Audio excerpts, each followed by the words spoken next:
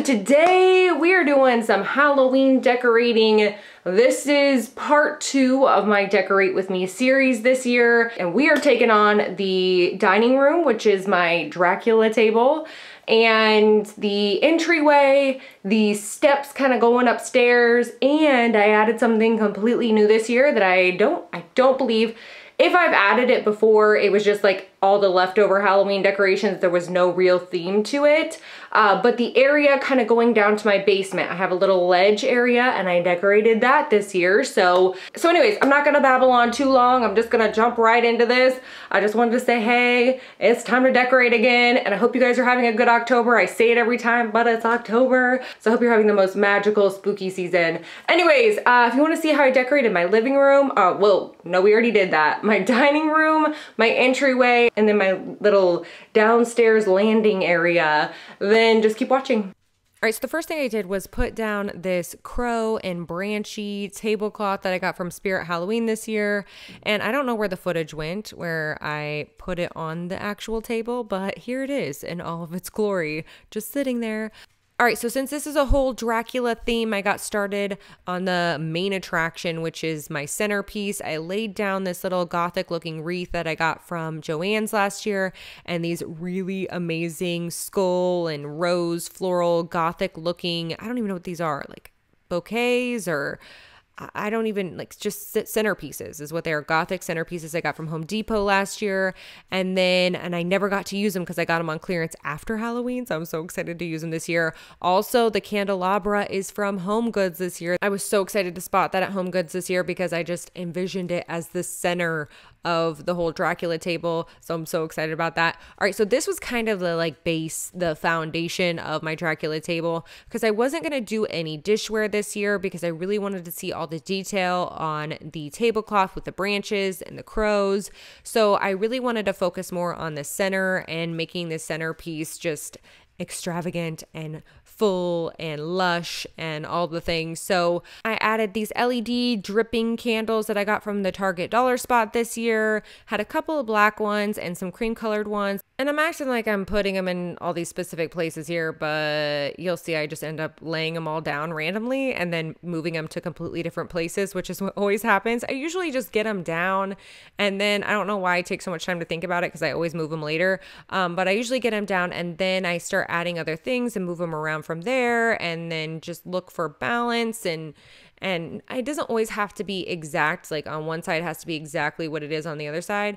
But if one side is taller, then I try to create height on the other side. Or if one side has more red, I try to pull in something red on the other side. As long as it's cohesive and just balanced to the eye. Like if I look at it and my eyes are straining, this is like totally coming from a Libra. If my eyes are straining from the imbalance, it just throws me off. Okay, anyways, I kind of wanted this to look like one big centerpiece, almost like it was connected. So I started laying down these roses. I got these red roses. They have these black tips. Got these from Walmart this year. Was super excited to find these. And then some black roses from Dollar Tree and just filling in any little gaps, kind of like I did last year. But this year I was really wanting it to be more of like a black and red theme. Last year I had more color involved, but I think the black and red, I was just going with the center, whatever those skull centerpiece things I got from Home Depot, kind of just going with that vibe. So I decided to move some of the candles and add my gothic goblets that I got last year from At Home.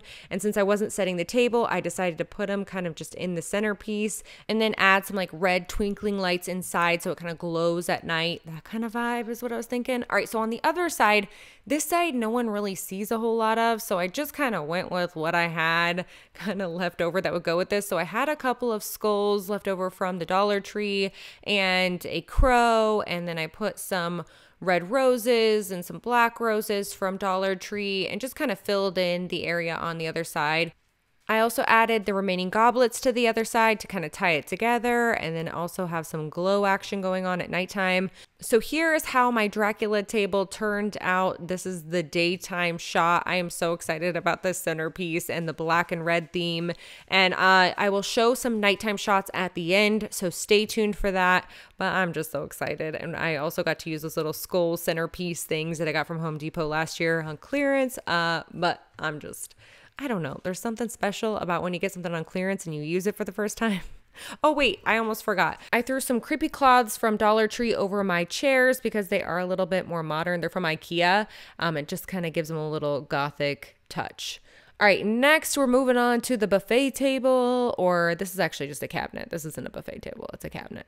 And I put down this red, what is this? It's a red tablecloth that I got from Spirit Halloween last year. So I put the red tablecloth down, and then I also used this mantle scarf and did a combo. So it's like kind of a layering effect. So the scarf alone just didn't bring the vibe I was wanting, so I added that tablecloth under it, and I do like how it looked, like with it where it's like red and black and kind of goes with the whole theme. So I put some candelabras up for now just to kind of pin it down, and some books in the center, and the books are actually from Barnes and Noble. And then I put some cloches down. These are the cloches from Target, that gothic line they had a couple years ago. I think these were 2 separate years, but these are the things that I miss from Target, this line. Anyways, I also put down this little gothic clock that actually a subscriber sent me last year. So thank you if you're watching. I love it, and it's perfect for this little space.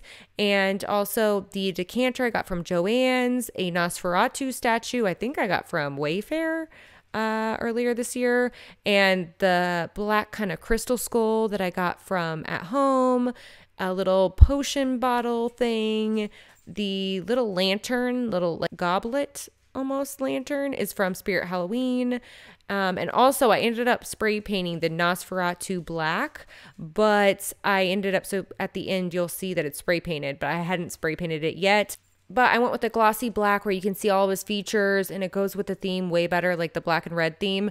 Also, the candelabras are from the kind of spooky looking ones are from Killstar. And I ended up picking off the petals of the roses from the bouquets from Dollar Tree and just sticking them right onto the little needle thing that sticks up for the candles. I just kind of slid it right over the top, and it held in place. It was kind of, I was like, oh, dang. And then from there, I'm just maneuvering things around and kind of trying to find a place for everything. And I really try to mix like highs and lows, so things that are a little bit lower down and things that are a little bit taller, and then different textures. And then I try to balance some of the colors. So if there's black on one side, I try to put kind of what I did in like with a centerpiece when I was kind of explaining that I try to have a balance, even if it's not the same kind of thing on either side. So there may be a skull on one side and not on the other side, and that's okay. But I try to balance it out with, you know, light and dark. And I knew the Nosferatu also was going to be painted black, so I considered that when I was doing this as well. So here is my little cabinet all nice and decorated, and it's like a little cluster of gothic Victorian treats and trinkets all over. I love it. I'm so excited about it. Also, I don't think I said where those hands are from. Those are from Target, once again, during that Martha Stewart goth year that they did. I don't even think that's what it was called, but in my mind, that's what it was called. Oh, look, it's Bailey emerging from his natural habitat. He came down to see what I was up to and then saw I was recording and no, he wanted a lift up the stairs. He's been needing some help, a little boost. Okay, anyways, Bailey, he's stepping on a bag right now. His ears must have been burning. Okay, anyways, here I am putting some birds up this kind of awkward wall that goes up the stairs. And I thought it'd be the perfect place for these crows, these sticky crows that I got from Target Dollar Spot this year. They're just paper crows, but I thought they would go perfectly just kind of going up the wall. But then I realized halfway through that last year I hung up some bats on my other wall, and then they ripped the paint right off after they had been there for a while. So I decided to take some of these off and kind of try to get some of the stickiness off and then put them back on. But I didn't want too much to come off to where, you know, they would fall off the wall. But yeah, that's kind of what I'm doing here. Just hanging some birds.